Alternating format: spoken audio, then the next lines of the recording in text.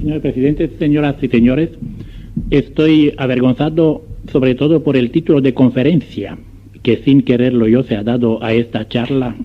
A que están ustedes invitados y provocados esta noche.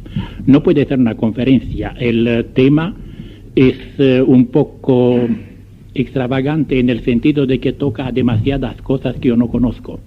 De modo que sería demasiada pretensión decir que yo pueda dar una conferencia sobre este asunto. Trataré de indicar algunos de los problemas relacionados con el drago y sobre todo con la sangre de drago, que en parte no pasarán de lo pintoresco, pero que también en parte tienen lo suyo de importante desde el punto de vista del pasado isleño. No hablaré del drago en cuanto como objeto de historia natural. Esto mucha gente podría hacerlo incluso aquí en la sala mucho mejor que yo. Solo diré que desde el punto de vista histórico todos sabemos que el drago ha sido una planta sacrificada. Históricamente, desde hace cientos de años, ha venido diezmada por el uso indiscreto que se ha hecho debido a su utilidad. Esta utilidad tiene varios aspectos. Se ha empleado desde antiguo, incluso por los indígenas. Hay indicaciones que se ha empleado para fabricación, confección de tarjas o rodelas, broqueles. Debido a la consistencia peculiar de su tronco, no me atrevo a decir de su madera, que tiene un aspecto esponjoso, ligeramente elástico, que admite el contacto violento con las flechas, con las lanzas, y después se vuelve a formar como si estuviera intacto.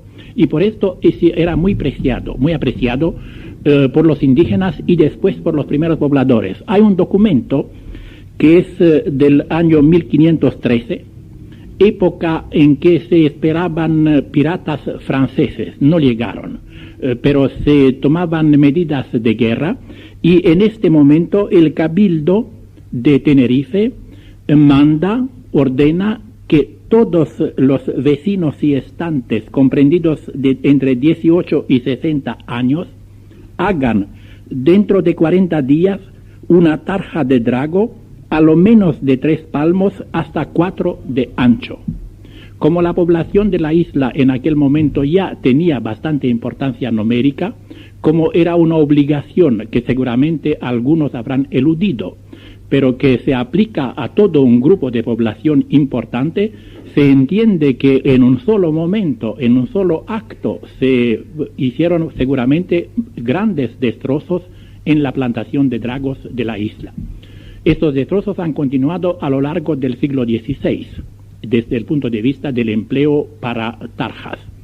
Al mismo tiempo, tenía el corcho de drago otro empleo también muy interesante para los colonos, para los pobladores de la isla, que era el de colmena. Era muy fácil de confeccionar colmenas con la corteza del drago, y sabemos que esta práctica se ha continuado hasta muy tarde en el siglo XVIII. El tercer motivo, la tercera razón por la cual se ha destruido el drago, pero probablemente la más inocua, la menos culpable, es la extracción de la sangre. Digo la menos culpable porque este uso no mata la planta con el mismo rigor, con el mismo resultado inmediato que las prácticas antes aludidas. La extracción de la sangre de drago es también una práctica conocida desde los primeros años de la conquista, y no sé si no desde antes.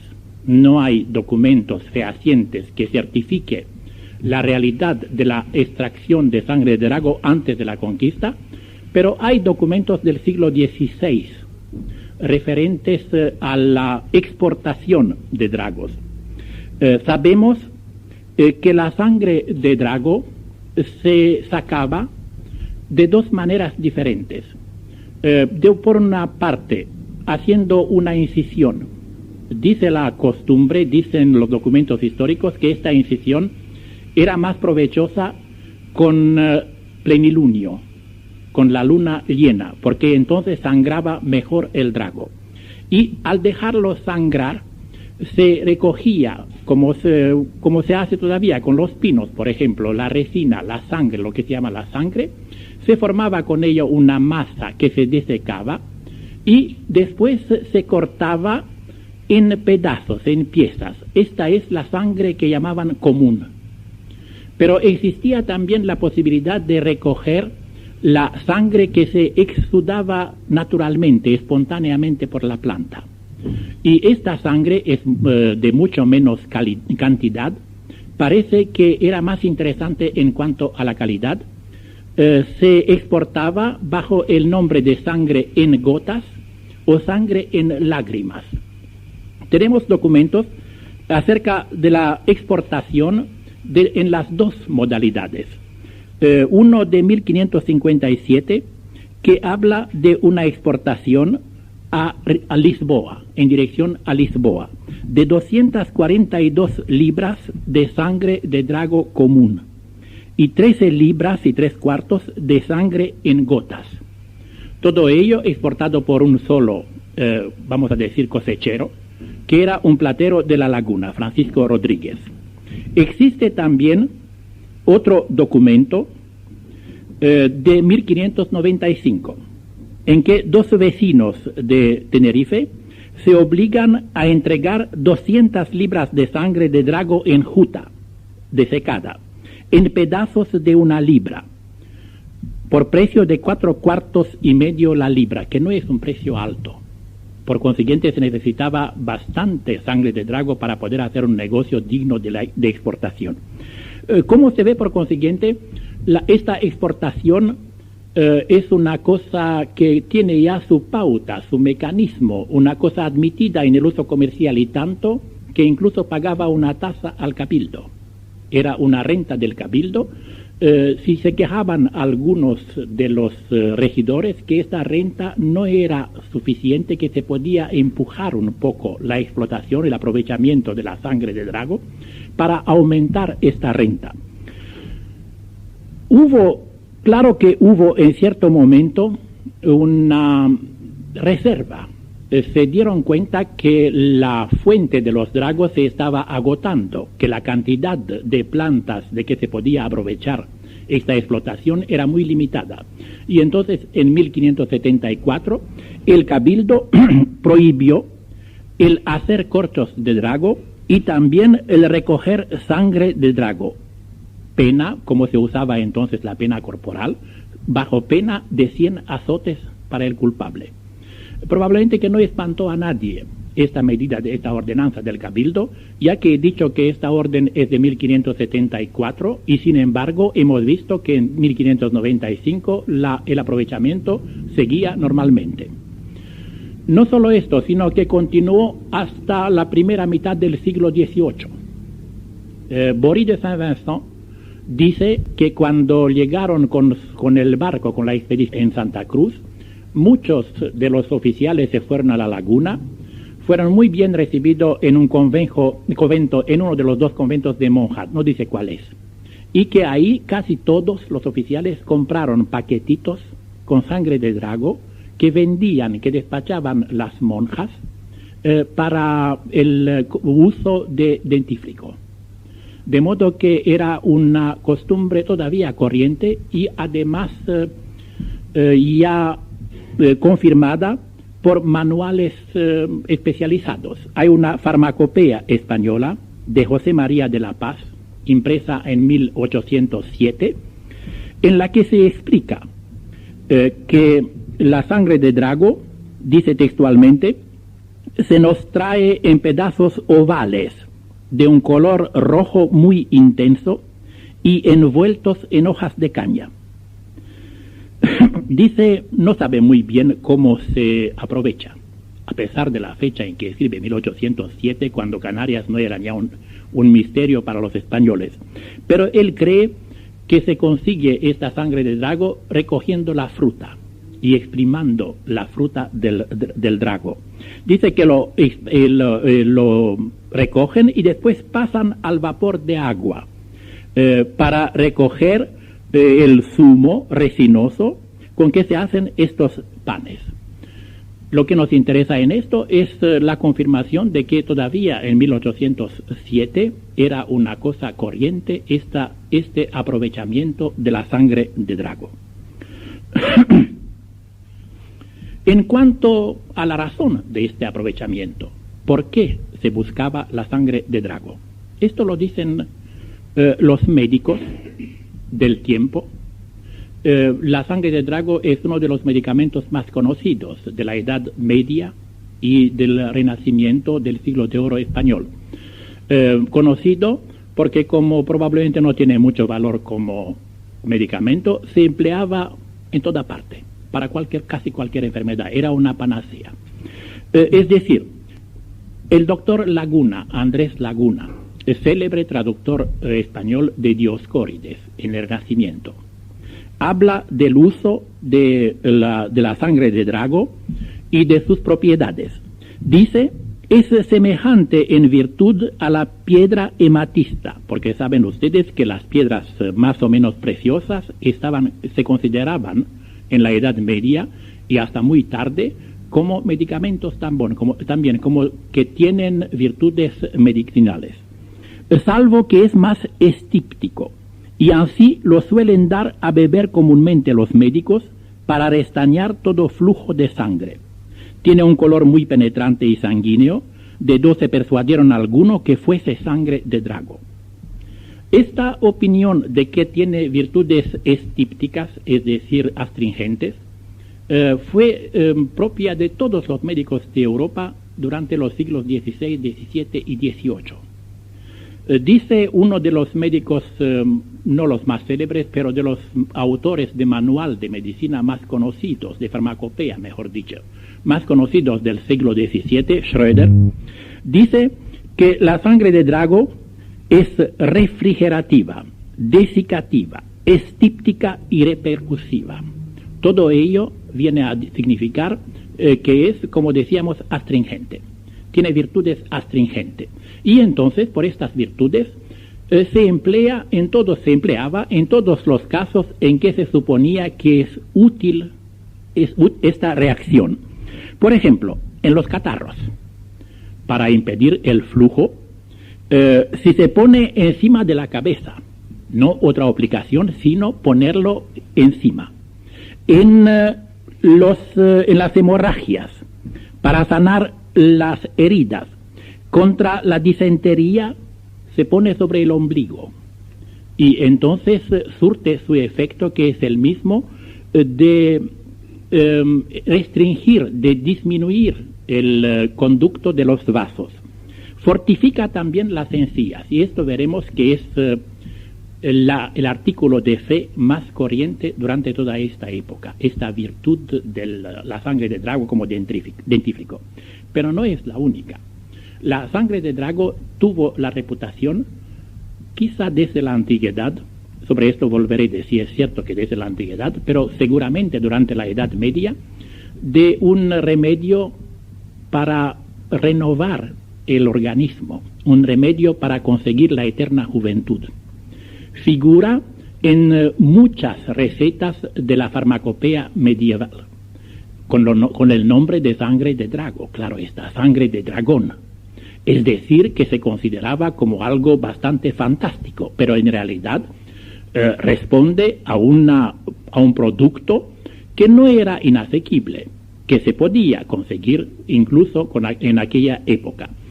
Se consideraba también como una especie de vitamina, pero mucho más eficaz que nuestras vitaminas, es decir, como un fortificante.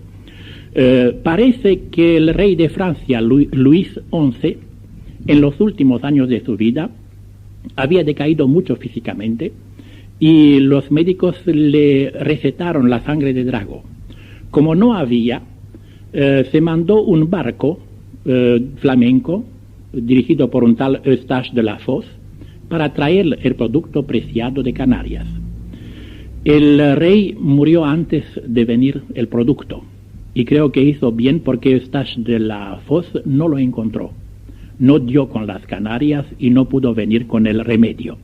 Pero es para decir que se contaba mucho con esta posibilidad terapéutica del producto. También se empleaba con otros usos bastante más curiosos. Por ejemplo, posiblemente porque venía de Canarias, no sé por qué razón, se consideraba que sirve contra el mareo. Esto lo sabemos por una cita graciosa de una comedia que se atribuye a Tirso de Molina, El rey Don Pedro en Madrid, que es una comedia de Infanzón. Al lado del Infanzón está el gracioso, y el gracioso en cierto momento lo pasa mal, está amenazado con la horca. Y entonces la criada, que es la enemiga entrañable del gracioso, trata de consolarle ofreciéndoles unos regalos tales como convienen para un futuro ahorcado. Le ofrece, entre otras cosas, una reliquia, no me acuerdo de qué santo, para que sus pies en la horca bailen en compás, que no pierdan el compás. Y le ofrece también sangre de drago para no marearse con el viento. Así que significa que posiblemente tenía también alguna virtud semejante. También se empleaba la sangre de drago como lacre, en cuyo caso se solía mezclar con leche de tabaiba dulce, otro producto canario. La leche de tabaiba se disecaba también, se desecaba, se le dejaba secar y después se hacía una mezcla y se usaba bastante como tal. Todos estos usos, sin embargo, ceden delante del uso muy generalizado de la sangre de drago como dentífico, como producto de la higiene bucal.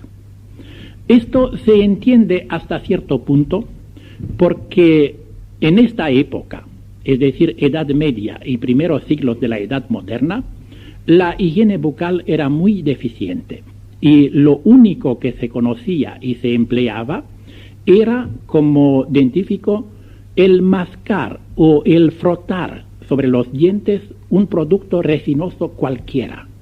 Se usaban todos. Cualquier producto resinoso era bueno. Claro que había también otros procedimientos, pero peores de todas formas. Es decir, que al descubrirse el drago, los comerciantes han encontrado un producto de sustitución de lo que ya se usaba, porque se usaban ya muchas gomas orientales. Sabemos de ellas por la farmacia y sabemos también por la literatura. En otra comedia de Tirso nos encontramos con un inventario de un buhonero que pasa por las calles de Madrid. La comedia se titula incluso En Madrid y en una casa. Este buhonero trae lo que interesa a las amas de casa, que no tienen tiempo de ir para buscar en las tiendas lo que necesitan. Es decir, que trae por una parte agujas, hilo, cintas, y por otra parte productos de belleza y de aseo. Y entonces, en este punto, dice Tirso, hace el inventario el mismo buhonero, el mismo gabacho, como le llamaban, que trae pebetes finos, pastillas, estoraque y benjuí, polvos para encarnar dientes, caraña, copey, anime, goma, aceite de canime, habanillos mondadientes. Aparte de los habanillos, todo lo que he mencionado son resinas, productos resinosos dedicados al aseo de la boca y al cuidado higiénico de los dientes. El producto más corriente en esta época era la goma de lentisco, que venía sobre todo de la isla de Corfú, que era colonia veneciana, y se sabe que representaba para la República Serenísima una renta de 600.000 ducados anuales en goma para mascar. Durante cierto tiempo ha sido el único producto farmacéutico utilizado con esta finalidad. De modo que cuando se encontraba otro producto más o menos similar, era al mismo tiempo que algo útil y era una manera, una posibilidad de salvar un monopolio. El monopolio veneciano de este producto que no se conseguía de otro modo en Europa. Y por esto de ahí este interés para todos los productos, no solo para este, pero sobre todo del interés de la sangre de Drago en su proyección española y europea. Este uso como dentífrico está recomendado generalmente, aunque no estén de acuerdo los médicos sobre el efecto que deben surtir. Los unos dicen que es, como decía Laguna, por ejemplo, para fortalecer las encías. Los otros dicen que vale sobre todo para blanquear, dar un color hermoso a los dientes. Y otros dicen que no vale sino como colorante para otras gomas, para otras resinas. De modo que hay de todo en estas opiniones. ¿Cómo se empleaba? Había varios modos. Uno es el uso actual de todos los productos similares, es decir, mojando un cepillo en el producto que se presentaba bien como polvo o como una masa, pero una masa en que se podía enseguida llegar a pulverizarla. El mismo tratado de farmacopea de 1807 nos explica cómo se usa. Mojar la extremidad de su cepillito para que se adhieren a ella los pelos y frotar con ellos los dientes. Después, lavar bien la boca con un poco de vino o de cualquier otro licor espirituoso, agradable y a propósito para afirmar las encías, afirmar y fortalecer las encías. No sé si los espirituosos son el mejor fortificante para las encías, pero probablemente que este modo de empleo representaba para algunos un aliciente más. De otra forma, no es esta la única fórmula. Existía la segunda fórmula, que es europea, de toda parte, y que consiste en mojar un trapo en este producto, no el cepillo. Y el lienzo de dientes es conocido, aparece por ejemplo en una comedia de Lope de Vega, y sabemos que lo utilizaba el célebre Montaigne, solo que Montaigne no lo empleaba para sangre de Drago, sino que él tenía sus curiosidades, sus ideas personales, y a él le parecía que el mejor dentífrico era la miel. Y entonces se frotaba las encías con un paño mojado, empapado con miel, pero el sistema del paño, por consiguiente, era también bastante conocido. Y existía también el segundo sistema, que era el palillo de dientes. Es decir, se llamaba palillo, pero no debemos imaginarlo así, sino más bien como algo que se parecería con nuestros fósforos. Se cortaba un palito y se mojaba, se empapaba uno de sus extremos en el producto. Es decir, formaba como un glóbulo pequeño en un extremo de estos polvos. Y con este palillo se paseaban por la calle o se quedaban en la casa durante horas y horas guardándolo en la boca, según una costumbre muy conocida, para que se derritiera un poco esta sangre que formaba el extremo del palo y para que perfumara la boca, porque al mismo tiempo que dentífrico era también un producto, digamos, de belleza. El palito se cortaba preferentemente en una madera de olorosa, de modo que tenía dos efectos. Era natural este interés que se ponía en el uso de dentífrico, porque digo que no había, he dicho ya que no había otros productos. Sabemos que la higiene bucal era muy deficiente. Aquí no estamos haciendo ni farmacopea ni medicina, pero no diré sino un solo detalle que da la medida de una época en que no se tenía ningún conocimiento de higiene, en que la gente vivía fuera de toda preocupación de esta clase, porque es una anécdota histórica. Es la anécdota del tirano de Rimini, un Malatesta, quien vio al recibir una embajada de otro principato, me parece que era de Bolonia, al recibir una embajada y al hablar con el embajador, vio que el embajador tenía siempre la tendencia de retroceder, de torcer la cara, y le preguntó por qué. Y entonces el embajador se lo explicó excusándose: es que su aliento es muy fuerte, señor. Y esto, claro, le molestó al potestado, al tirano, y se lo reprochó a su mujer: ¿por qué no me dijiste nunca esto? Y su mujer le contestó: porque yo creía que todos los hombres deben oler igual. Esto da una idea de que en aquella época no se andaba por muchos caminos con los cuidados higiénicos. Por consiguiente, se hacía fuego de cualquier leña.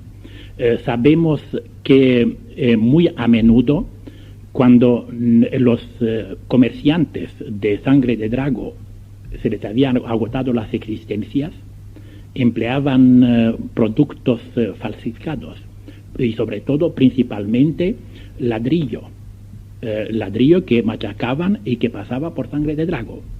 Esto significa que estamos en una fase no solo de la higiene, sino también del comercio y de la industria, en que eran fáciles todos los engaños.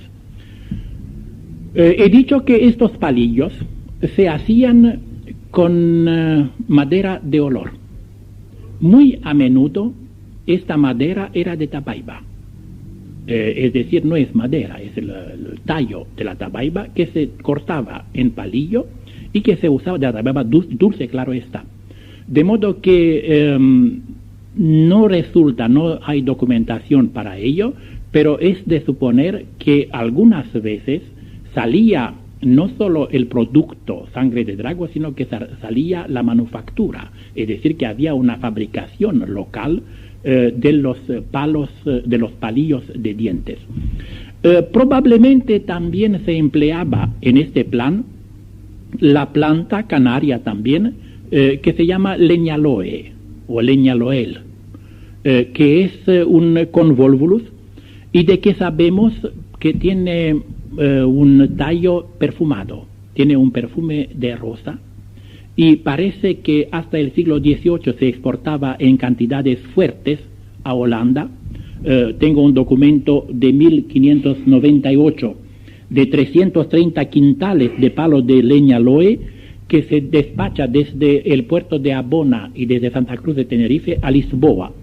Y después otro documento en que también se despacha una cantidad bastante fuerte desde Santa Cruz a Rotterdam en 1765, porque los holandeses extraían de estos tallos una esencia, un perfume, que no lo dicen, pero probablemente que era un surrogato, un sustituto ilegítimo de la esencia de rosas. Este uso del palillo de dientes, como he dicho, no debe confundirse con el uso del mondadientes, que es otra cosa. El palillo de dientes se entiende como un cuidado aristocrático de la boca. Como tal, ha chocado muchísimo a los viajeros europeos en España y sobre todo a los franceses. Seguramente que era muy común en España, seguramente que de ahí, de este uso considerado como aristocrático, todavía se conserva la costumbre de salir a la calle con el mondadientes a la boca, que todavía es bastante corriente en muchos medios, pero en la época, en el siglo de oro, es una costumbre corriente, de que dan fe los autores españoles en primer lugar, y después, con intenciones satíricas, claro está, los autores extranjeros. En una novela satírica de Agripado Vigné, autor de primeros años del siglo XVII, se presenta a un personaje que está paseando con este palillo de dientes para dar la impresión que acaba de comer, porque en realidad no había comido hacía tiempo. En otro autor anónimo de mediados de siglo, Se trata del mismo palillo de dientes que dice que el personaje que lo lleva también es novela satírica. El personaje que lo lleva dice que por nada del mundo se lo quitaría porque sería quitarse algo de la boca. Y esta misma sátira se da en muchos autores que imitan, que remedan o que satirizan el ambiente español, tales como sobre todo Scarron, el más célebre de los autores burlescos franceses, que se burla en la figura del gracioso. Él tiene muchas comedias imitadas del español, imita por consiguiente al gracioso también, y muy a menudo el gracioso de Scarron aparece con el palillo. Unas veces lo confunde con el palillo que le sirve para curarse, para limpiarse el oído. Otras veces lo ofrece a la dama. Bromas de estas de un gusto más que dudoso, que indican la burla que se hace del uso español. Sin embargo, sabemos muy bien que también era un uso francés, porque este uso está certificado en la sociedad francesa, y no solo esto, sino que se usaba, no preferentemente porque era muy caro, pero se usaba a menudo también la sangre de drago. Pues bien, en cuanto al uso español de la sangre de drago como dentífico, se cita en muchos textos clásicos. Por ejemplo, por Lope de Vega en la comedia que se titula La Buena Guarda. Por Lope de Vega en La Difunta Pleiteada. Dice, trata de ciertos productos que se presentan en una tienda, y hay ahí también del árbol drago una redoma grande de aquella roja sangre que destila, buena para los dientes y las muelas, que les conserva, guarda y fortifica. También aparece como polvos de dientes en el célebre Caballero de Olmedo, de Lope de Vega. Y, como les he dicho, aparece también en textos franceses. Por ejemplo, hay una comedia de un autor poco conocido que se llama Boucher. La comedia se titula Champagne le coiffeur, Champagne el peluquero, y es de 1661. Y ahí también se hace con esta ingeniosidad barroca y burlesca un inventario del contenido de la peluquería. Tiene ahí una especie de farmacia, una especie de droguería. Y entre otras cosas hay también un producto que quien lo examina no sabe qué será. Es una pasta que dice puede ser para las manos, para los dientes, quizá sea un ladrillo pulverizado. Dicen no, me equivoco, esta es sangre de drago. Por consiguiente, la hay también en la farmacopea parisiense. Este uso, por consiguiente, se puede dar por sentado y conocido. Pero nosotros aquí, yo me propongo otra cosa que la anecdótica de este uso. Quisiera ir un poco más lejos, ver si hay una significación histórica de este uso. Y en primer lugar, una significación histórica del nombre. ¿Por qué se llama sangre de drago?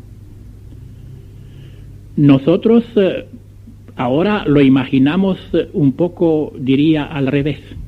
Es decir, que es la sangre de drago porque es la sangre que brota, que se derrite, que se derrama del drago. Y el drago, ¿por qué se llama así?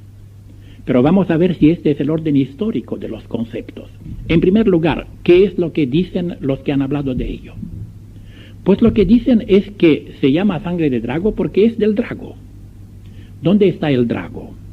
Los primeros que hablan en este plan, es decir, con una intención más o menos consciente de explicar las cosas, de buscar la etimología del nombre, son botánicos, más bien botánicos farmacéuticos del siglo XVI, García de Horta, Nicolás Monardes. El drago lo han encontrado.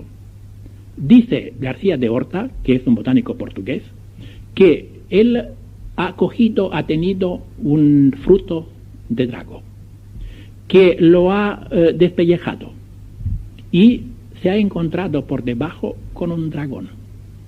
Hay una especie de pipa que tiene la forma exacta de un dragón, no solo esto, sino con la boca abierta, con el espinazo cubierto de púas, con una cola muy larga. Lo ha visto él bien, y si lo ha visto él, todos lo creen. Hasta el siglo XVIII lo creen. Monardes no dice que lo ha visto, pero lo que sí dice que este es el célebre dragón que guardaba las manzanas de las Hespérides. Por consiguiente, ven ustedes cuán científica es esta explicación. El dragón francamente, creo que de nosotros nadie lo ha visto, pero es una primera explicación que por consiguiente es difícil que valga para nuestra curiosidad. Ahora, ¿qué es lo que pensamos nosotros? Si se busca en los escritores que han tratado este asunto, empezando con Viera y Clavijo, se considera que el árbol se llama drago porque tiene el aspecto de un dragón, con su tronco, con sus hojas, que parece una cresta, dice Viera y Clavijo. Parece que evoca la figura de un dragón. No sé si ustedes están convencidos de esto, pero yo nunca me he figurado un dragón así. Además, el nombre remonta a la antigüedad. Y no se trataba de dragón en las ideas de la antigüedad, sino que dracón en griego, es serpiente. No es dragón, es una serpiente. Podría ser una serpiente, pero la relación se puede establecer, claro, con los brazos, con las ramas del árbol, pero entonces se puede establecer con muchos otras plantas similares. De modo que otra explicación ignoro, no creo que se haya propuesto una otra explicación del nombre.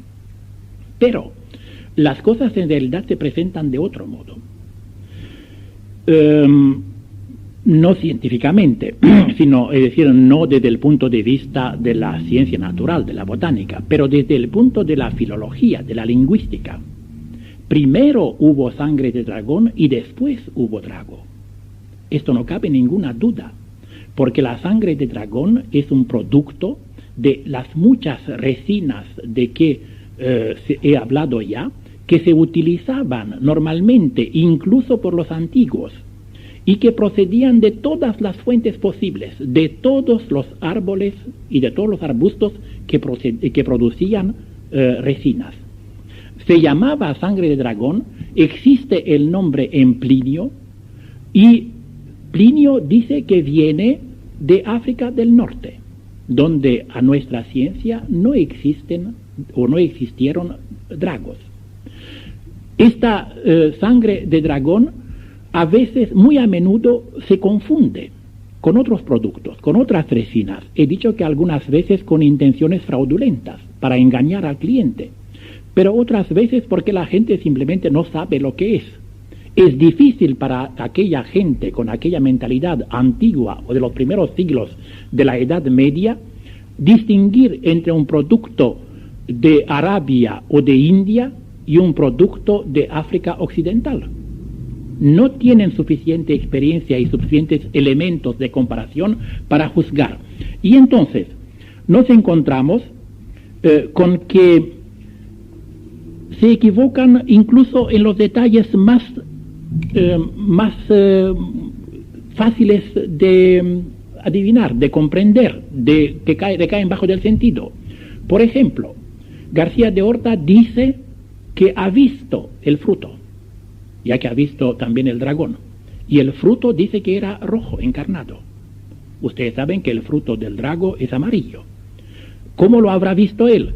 Tanto más que hay un autor 100 años anterior, Cadamosto, que en sí ha visto un drago, lo escribe en su obra, lo ha visto en Porto Santo, en la isla de Porto Santo, y sabe que la fruta es una baya amarilla. Lo dice, pero nadie le ha hecho caso.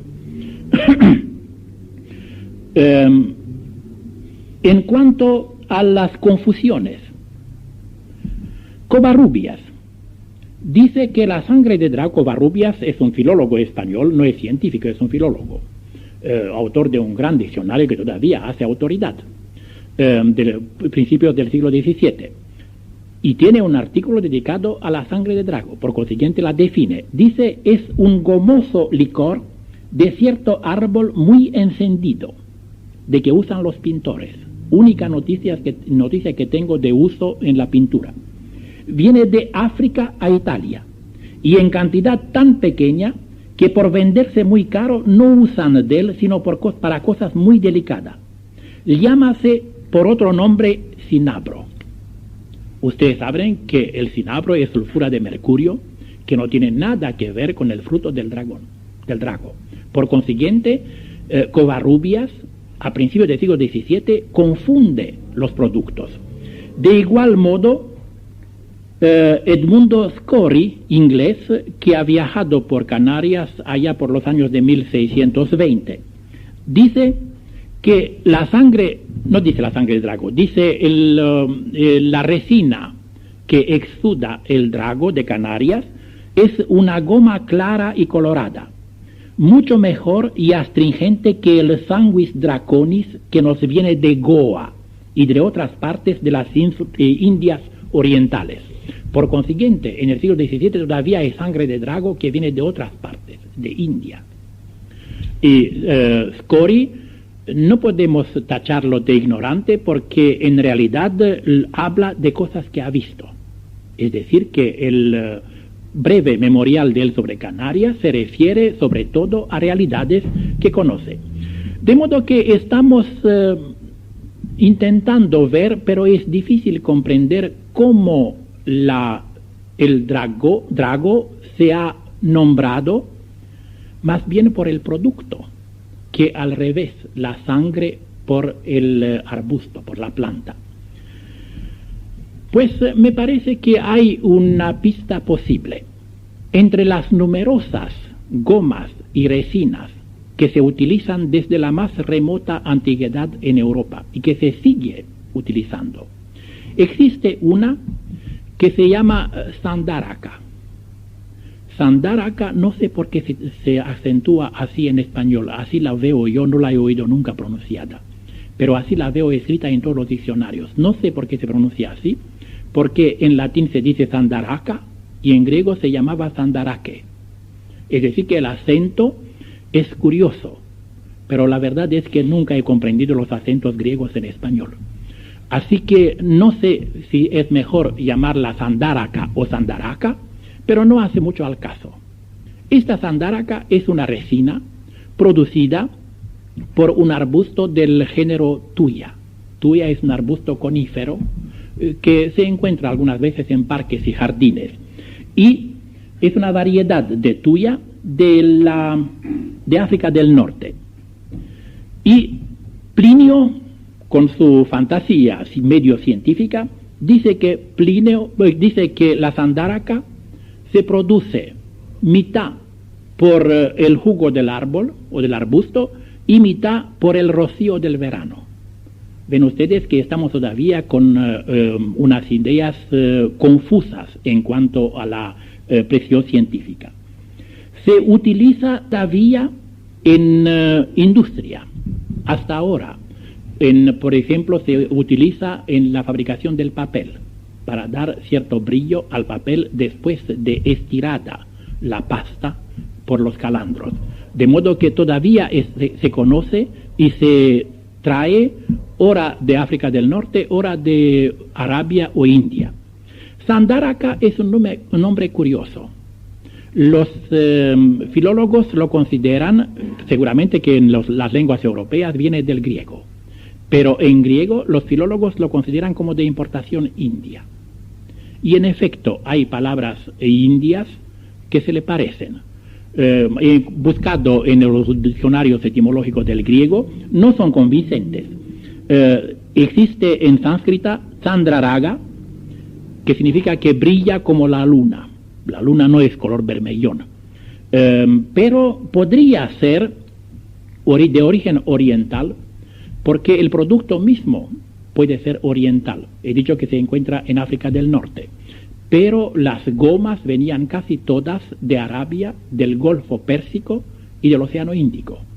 De modo que como todas esas gomas se utilizaban indistintamente, confusamente, no sabemos a qué resina se había aplicado primero.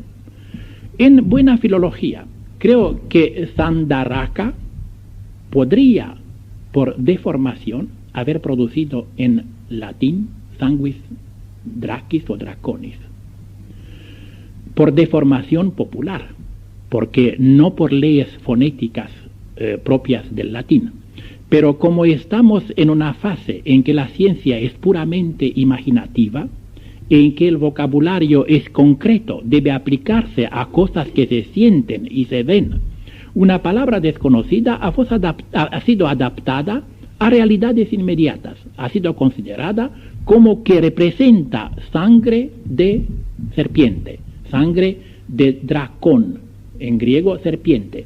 Y no olviden que draquena, el otro nombre de la planta, nombre científico del drago, draquena, es también diabla en griego, o serpiente mujer.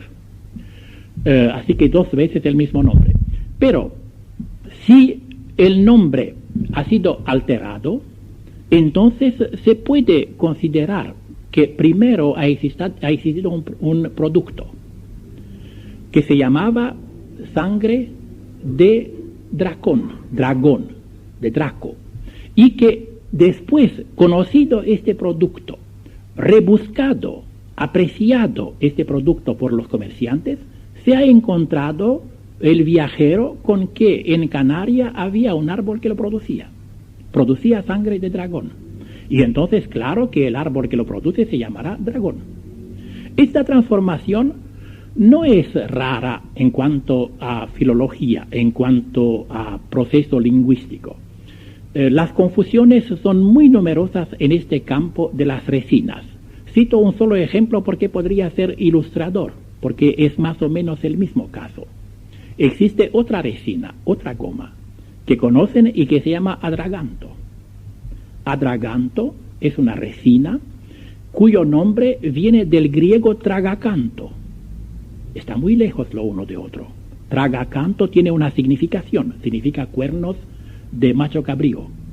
Y en efecto, la planta tiene alguna semejanza con esto, pero de tragacanto a adraganto es mucho camino. Entonces, la transformación fonéticamente no se explica. Sin embargo, como es la misma planta que lleva los 2 nombres, cabe imaginar que en este caso también se ha producido una contaminación con esta idea de dragón, de serpiente, porque adragán parece que tira un poco a la misma consonancia del dragón, de que no hay rasgo en tragacanto. De modo que estamos con un problema filológico, puramente filológico, pero que da también un poco una vuelta histórica al asunto. Si esta explicación puede valer algo, significa que el drago canario ha recibido su nombre del producto, no al revés. Que el nombre del drago se le debe al hecho de que exuda una sangre. Y esta sangre es una palabra que desde la antigüedad se usa por Dioscórides y por Plinio para indicar un sinnúmero de productos resinosos y que se ha especializado afortunadamente en una planta canaria. Digo afortunadamente porque el nombre bien o mal figurado en cuanto a la significación plástica del dragón, que no le veo, pero corresponde a una bonita realidad de nuestro paisaje y nuestra historia. Y nada más.